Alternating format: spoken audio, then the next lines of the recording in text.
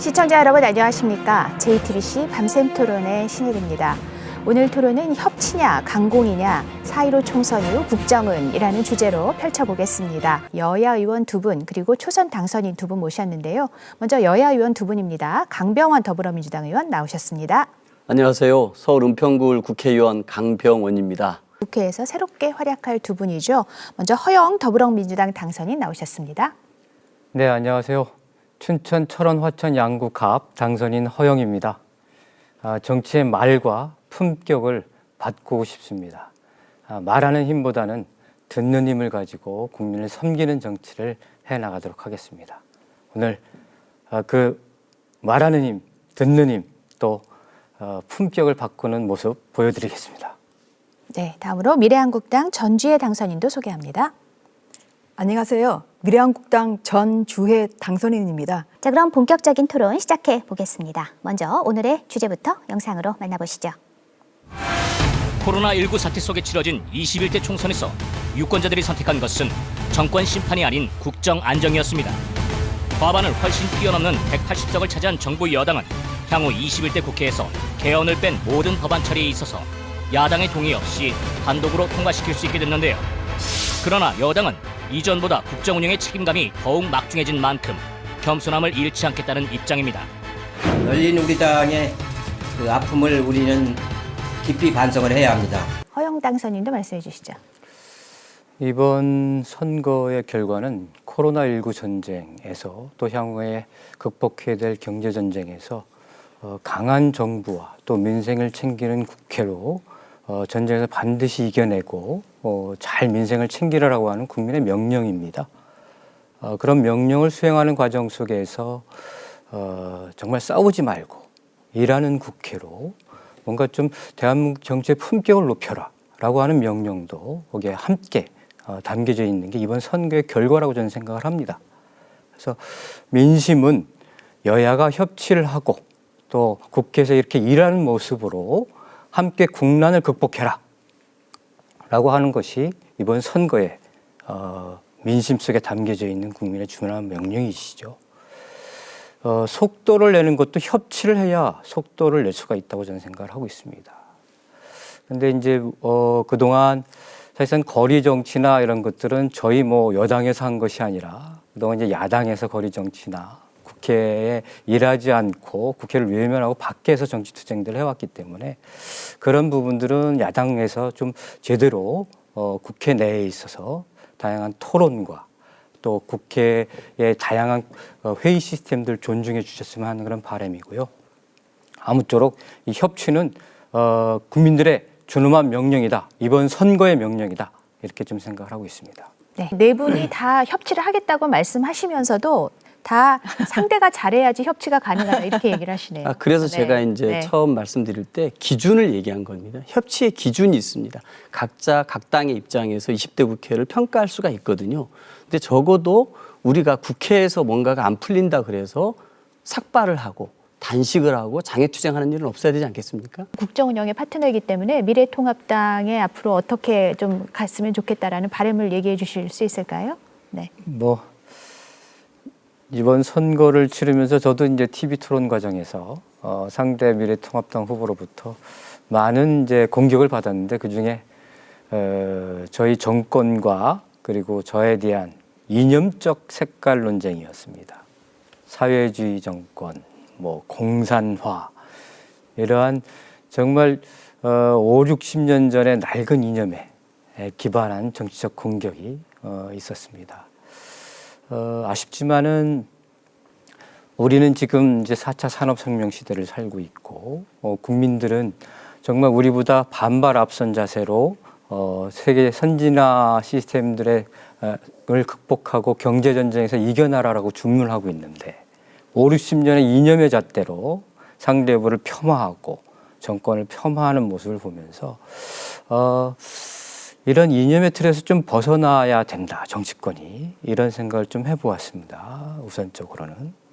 그리고 앞서 이번 선거를 싸우지 말고, 구태 정치하지 말고, 네거티브 공격하지 말고, 또 막말 정치하지 말라라고 하는 국민의 준엄한 명령이라고 얘기를 하는데 저부터 또 새로운 21대 국회에 있어서는 이런 정치는 말로 한다라고 저도 배웠고 그렇게 해야 되는데 정치 진짜 아름다운 말로 국민들에게 아름다운 감동을 주는 것이 정치해야 된다고 생각을 하고 제가 돌아가신 고 김근태 의장님으로부터 정치를 배웠는데 늘 정치는 희망을 파는 직업이어야 된다 이렇게 말씀을 하셨어요.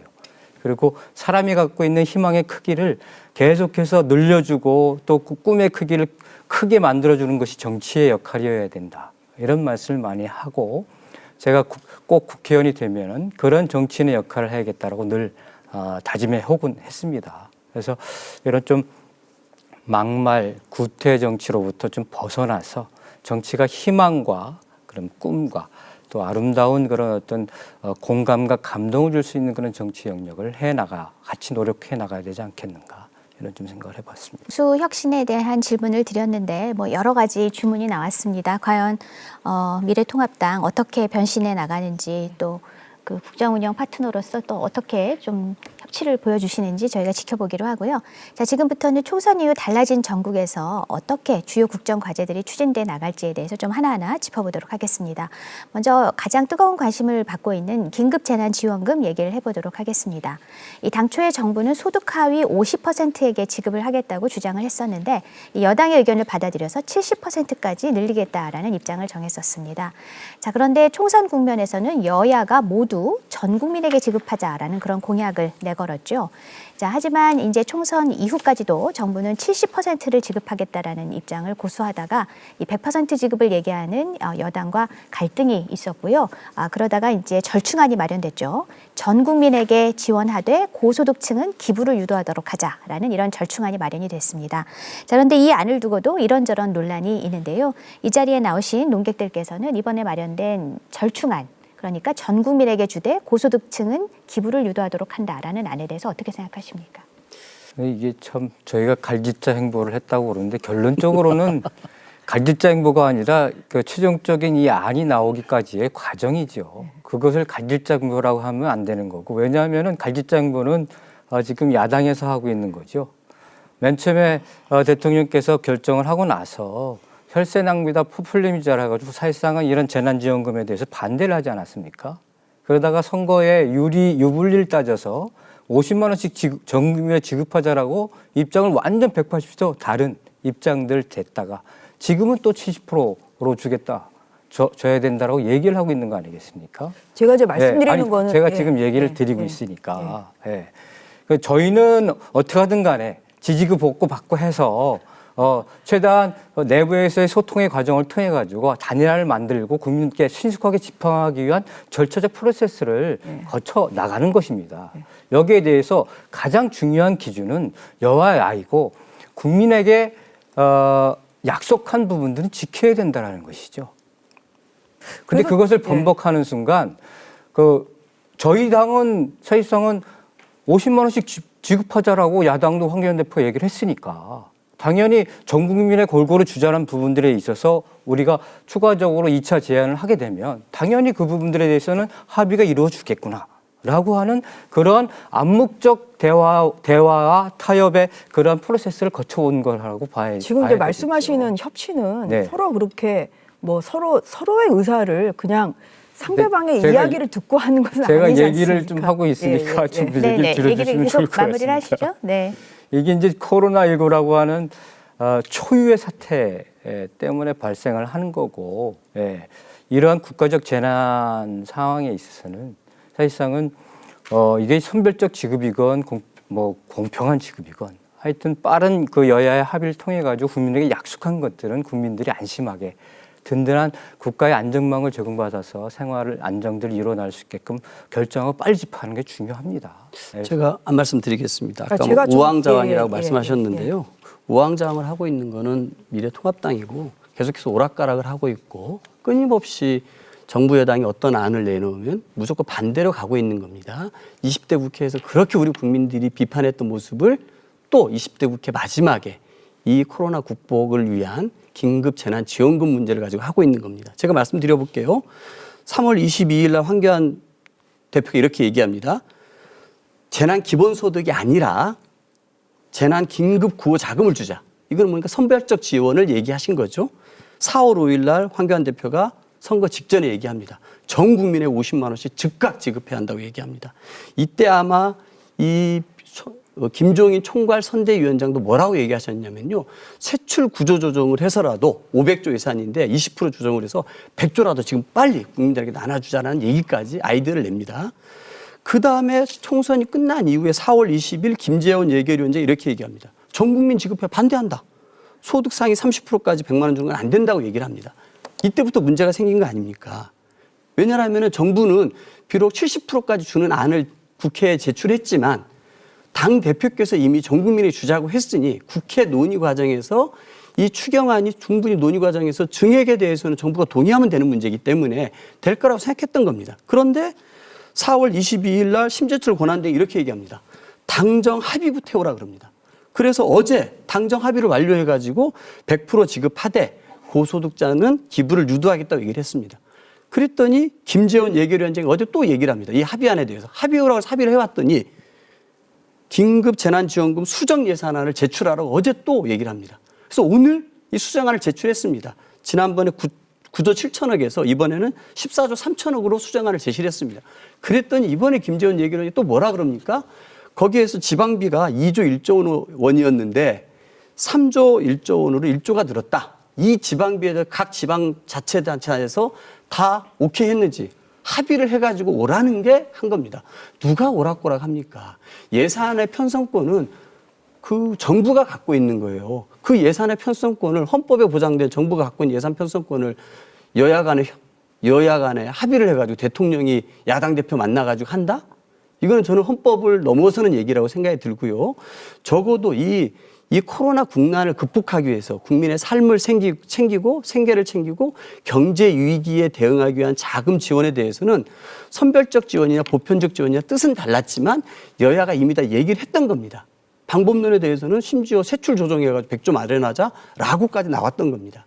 그런 과정에서 여야가 같은 목소리로 전 국민에 다 주자고 해가지고 여기까지 온 건데 끊임없이 반대하면서 이 트집 잡고 있는 게 지금 미래통합당이에요. 제가 아까 그 협치의 조건을 내세웠던 게 하나는 자기의 약속을 지키는 것, 하나는 국민을 보는 거라고 얘기했는데 과연 약속을 지키는 모습입니까 이게? 차원에서는 뭐 문재인 대통령께서 직접 비상경제회의를 주재를 하시면서 기간산업에 대한 40조 플러스 알파라든지 소상공인에 대한 추가 30조 원 그리고 긴급 고용자금으로서 한 10조 원 정도 이렇게 별도의 대책들 마련해서 말씀하신 대로 정부가 정말 긴급한 비상경제 상황 속에서 대책들을 신속한 집행들을 해나가고 있는 그런 상황입니다. 이어 더불어서 이제 재난지원금이라고 하는 부분들이 우리나라만의 문제가 아니고 지금 미국, 일본, 뭐 싱가포르 등등 모든 나라들이 코로나19 사태에 대한 전 세계적 현상으로서 다 채용하고 진행하고 있는 거 아니겠습니까? 중요한 것은 신속한 집행입니다. 니 탓 내 탓 공방이 끊임없이 벌어지고 있는 지금 그런 상황인데요. 이 추경 심사 빨리 진행이 돼서 5월 초 또 5월 중순 이렇게 긴급재난지원금을 신속하게 지원하기 위한 준비를 정부가 하고 있다고 하니 국회에서 빨리 논의가 진전되기를 좀 바라보는 그런 심정입니다. 자, 다음 국정과제 짚어볼 것은 검찰개혁 문제인데요. 먼저 공수처 얘기입니다. 이 여당이 압승하면서 이 공수처장의 설치에 힘이 실리게 됐습니다. 그러면서 이 공수처장 임명을 둘러싼 여야의 추천권에도 관심이 쏠리고 있는데요. 이 공수처장 추천위원 7명 가운데 2명이 야당 몫이기 때문이죠.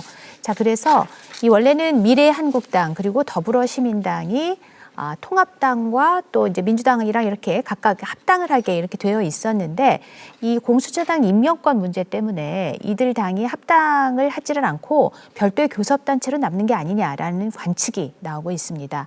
자, 이 문제를 두고 논란이 불거지자 더불어민주당의 경우에는 시민당이랑 합당 절차를 진행하겠다라는 입장을 밝혔는데 아직 통합당에서는 명확한 입장 표명이 없었죠. 그래서 일각에서는 비례위성정당에 이어서 위성교섭단체까지 등장하는 게 아니냐라는 얘기가 나오는데 이 문제에 대해서는 어떻게 생각하십니까?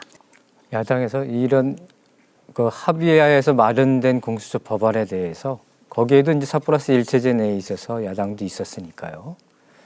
지레짐작으로 그 시스템 자체가 불공정하겠다라고 생각하고 하면은 이게 또 갈등이 일어나게 돼 있습니다. 말씀하신 것처럼 야당 추천 2명이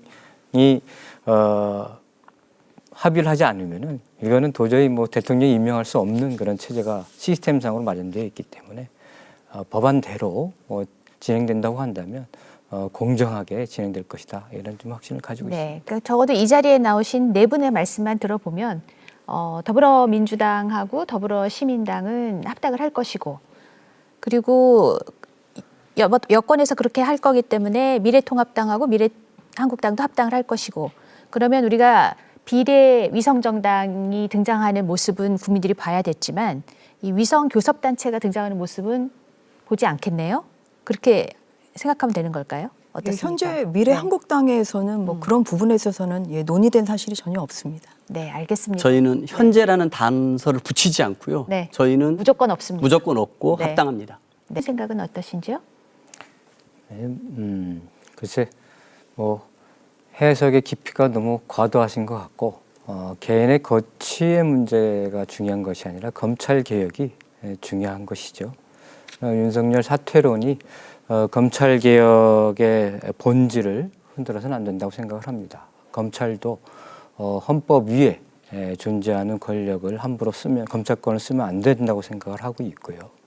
중요한 것은 국회가 처리한 검경 수사권 조정이라든지 국민이 바라는 검찰 개혁에 윤석열 총장뿐만 아니라 모든 검찰이 거기에 복무해서 또 대통령의 인사권도 검찰 개혁을 하라고 하는 인사권이었으니까 검찰 개혁에 충실한 검찰의 모습들을 기대하는 바입니다.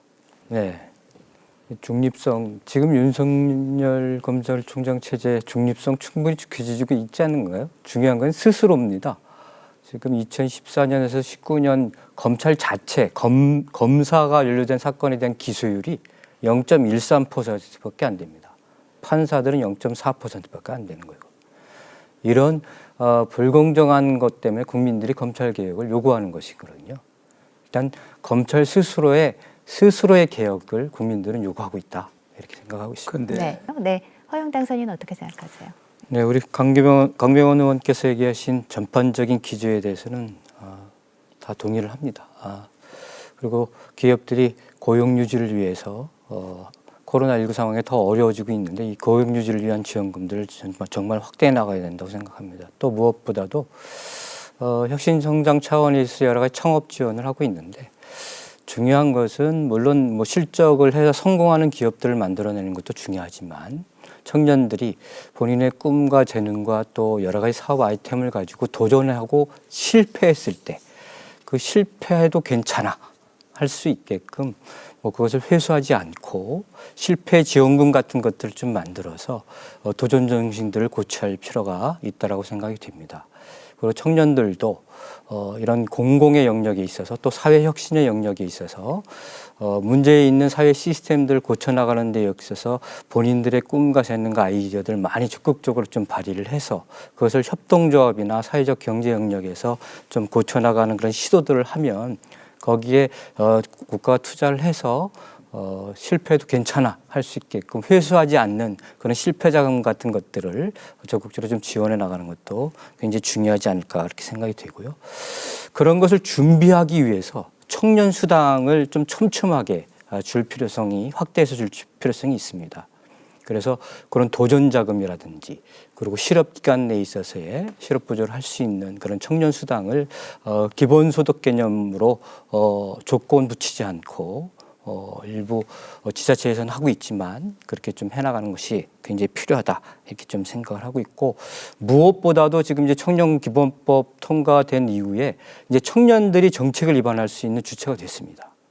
그래서 이 청년 일자리 관련해서는 지금 전체적으로 고용 관련된 일자리가 한 25조 원 중에서 청년 일자리가 한 5조 원 정도가 되는데 이 예산 편성권을 청년들에게 줘서 청년들이 맞추면 그런 예산들을 쓸 수 있게끔 해야 되지 않겠는가 이렇게 생각을 하고 있습니다. 네, 허영 당선인께서 그래서 반론해 주시죠. 여야가 사실상 자구심사권 가지고 많이 악용을 해왔죠. 근데 이 자구심사권이 왜 필요 없냐 하면은 의원이 입법 발의 전에 이런 프로세스가 있습니다.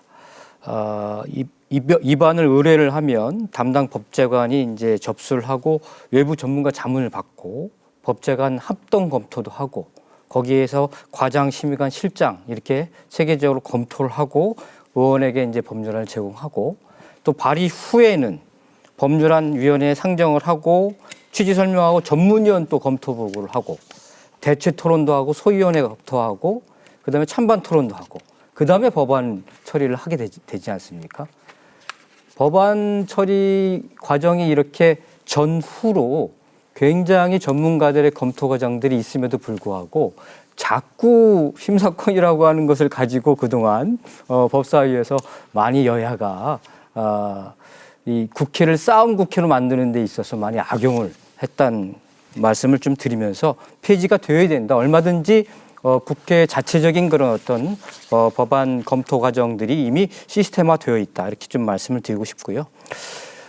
이번 선거 과정에서 저도 이제 뭐 제 상대가 국회 윤리위원회 6번 회부가 됐는데 뭐 토론 과정 속에서 뭐 내가 한 번이라도 처벌 당했느냐 이렇게 떳떳하게 국민들에게 얘기를 하더라고요. 그래서 윤리특별위원회를 상설화하고 이제 기능을 강화해야 되는데 지금은 이제 윤리특위의 징계가 되면은 아예 60일 이내에 그 심의를 좀 완료를 하고 또 국민 배심원단 같은 것도 신설을 해서 심사 결과를 윤리특위에 권고를 해서 반드시 윤리에 회부된 부분들에 있어서는 처리를 할 수 있게끔 하는 것이 굉장히 중요하다 이렇게 좀 생각을 하고 있습니다. 그리고 나아가서 국민 소환제 같은 것도 좀 도입을 하고 입법권도 국민 입법 발의자 같은 것들 좀 도입을 해서 뭐 3개월 내에 한 30만 명 정도가 입법 청원을 하게 되면 일정 정도의 절차를 거쳐가지고 입법권을 국민에게 돌려주는 그러한 법안도 좀 마련할 필요성이 있다 이렇게 생각을 하고 있습니다. 저는 허영 당선인부터 먼저 말씀해 주실까요? 네. 네.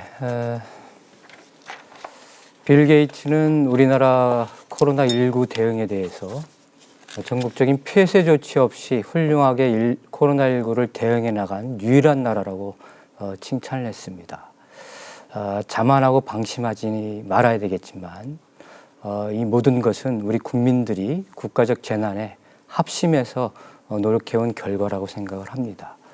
이런 코로나19 대응에 대한 이런 국제적인 칭송과 더불어서 그 와중에서도 높은 투표율로 선거를 잘 치루어 주셨습니다. 이제는 코로나19 전쟁과 경제 전쟁에서 또 국민적 합심과 또 여야 정치권의 협치를 통해 가지고 코로나19 전쟁에서 극복해낸 유일한 나라 또 훌륭하게 극복해낸 나라로서 전 세계적 칭찬을 받아야 될 때라고 생각을 하고 있습니다. 협치가 필요합니다. 오로지 민생과 국민을 생각하는 그러한 정치의 모습이 필요합니다. 정치가 바뀌어야 되고 정치인이 바뀌어야 됩니다. 정치는 말로 진행한다고 배웠습니다. 말하는 힘보다 듣는 힘을 가지고 우리 국민들을 섬기는 정치를 통해서 협치가 가능하다고 생각을 합니다. 잘 듣겠습니다. 현장에 발로 뛰겠습니다. 반드시 경제 극복 함께 해내겠습니다.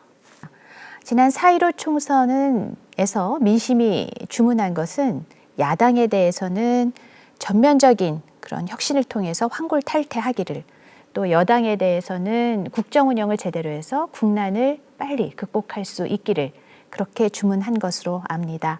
자, 과연 누가 더 이 주문을 잘 받드는지 국민 여러분께서 똑똑히 지켜보고 계시다는 점 절대 잊지 마시기 바랍니다.